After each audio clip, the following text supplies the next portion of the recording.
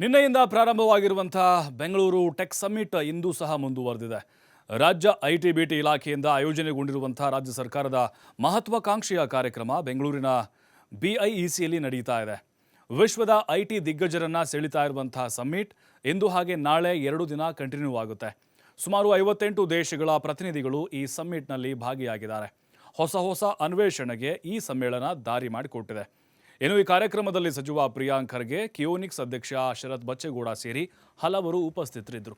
Summit ಬಗ್ಗೆ ಮಾತನಾಡಿದ Sharath Bachegowda, 28ನೇ tech summit ಅದ್ಧೂರಿಯಾಗಿ ಪ್ರಾರಂಭವಾಗಿದೆ. 1200ಕ್ಕೂ ಪ್ರದರ್ಶನಕಾರರು ಸಮ್ಮಿಟ್ನಲ್ಲಿದ್ದು 20,000 ಜನ ಕಾರ್ಯಕ್ರಮದಲ್ಲಿ ಭಾಗಿಯಾಗಿದ್ದಾರೆ. 1 ವರ್ಷದ ಪ್ರಯತ್ನದ ಪ್ರತಿಫಲ ಇದು ಅಂತ ಶರತ್ ಬಚ್ಚೇಗೌಡ ತಿಳಿಸಿದರು.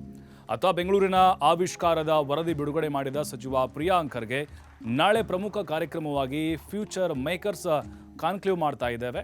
10,000 ಜನ ಸ್ಟಾರ್ಟ್ಅಪ್ ಫೌಂಡರ್ಸ್ಗೆ ಸಾನಿಯಾ ಮಿರ್ಜಾ, ಶುಭಾಂಶು ಶುಕ್ಲಾ, ರಿಚಾ ಘೋಷ್ ಸೇರಿ ಹಲವರ ಲೆಕ್ಚರ್ ಇರುತ್ತದೆ ಅಂತ ಸಚಿವ ಪ್ರಿಯಾಂಕ್ ಖರ್ಗೆ ತಿಳಿಸಿದ್ದಾರೆ. All startups, incubators, accelerators.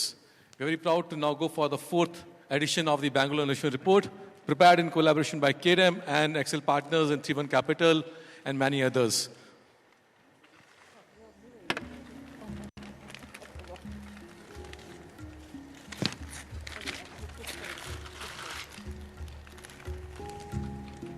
ಏನು ಬ್ಯಾಂಗ್ಳೂರ್ ಟೆಕ್ ಸಮಿಟ್ನ 2ನೇ ದಿನ ಸರ್ಕಾರದ ಕಡೆಯಿಂದ ನಾವು 6 ನೂತನವಾದಂಥ LOIಗಳನ್ನ ಬೇರೆ ಬೇರೆ ಸಂಸ್ಥೆಗಳ ಜೊತೆ ನಾವು ಸೈನ್ ಅಪ್ ಮಾಡಿದ್ದೀವಿ.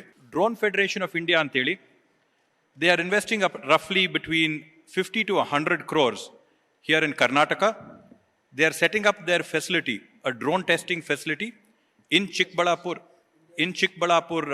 district. ಚಿಕ್ಕಬಳ್ಳಾಪುರದಲ್ಲಿ ಭಾರತದ ಮೊಟ್ಟ ಮೊದಲನೇದಾದಂಥ ಡ್ರೋನ್ ಟೆಸ್ಟಿಂಗ್ ಫೆಸಿಲಿಟಿನ ನಮ್ಮ ಕರ್ನಾಟಕದಲ್ಲಿ ಅವರು ಎಸ್ಟಾಬ್ಲಿಷ್ ಮಾಡ್ತಾ ಇದ್ದಾರೆ.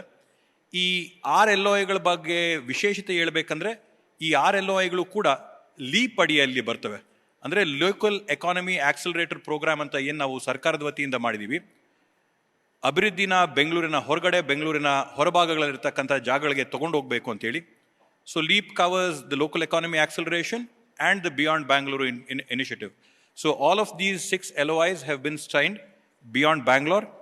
The drone testing facility is the first of its kind to create a drone testing facility in about 20 acre space. So ಇದಕ್ಕೆ ಸರ್ಕಾರ ಜಾಗನ ಕೊಟ್ಟಿದೆ, ಸ್ಥಳಾವಕಾಶ ಮಾಡಿಕೊಟ್ಟಿದೆ.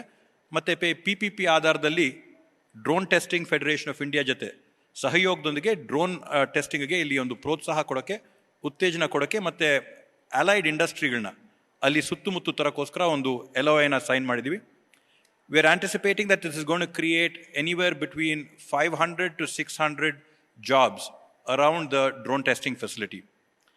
Another thing which we are really proud to announce is that Global HDI has signed up an LOI with the government of Karnataka. Global HDI ಒಂದು PCB manufacturing company. PCB ಅಲ್ಲಿ high density ಮತ್ತು high end PCBಗಳ ಮ್ಯಾನುಫ್ಯಾಕ್ಚರಿಂಗ್ನ ನಾಳೆ ನಮ್ಮ ಭಾಳ ಪ್ರಮುಖವಾದಂಥ ಕಾರ್ಯಕ್ರಮ Bengaluru tech summit ಅಡಿಯಲ್ಲಿ future makers conclave ಅಂತ ಮೊದಲನೇ ಬಾರಿಗೆ ಮಾಡ್ತಾಯಿದ್ದೀವಿ. ಒಂದೇ ಸೂರಡಿನಲ್ಲಿ 10,000 ಜನ ನವೋದ್ಯಮಿಗಳನ್ನು ನಾವು ಸೇರಿಸಿ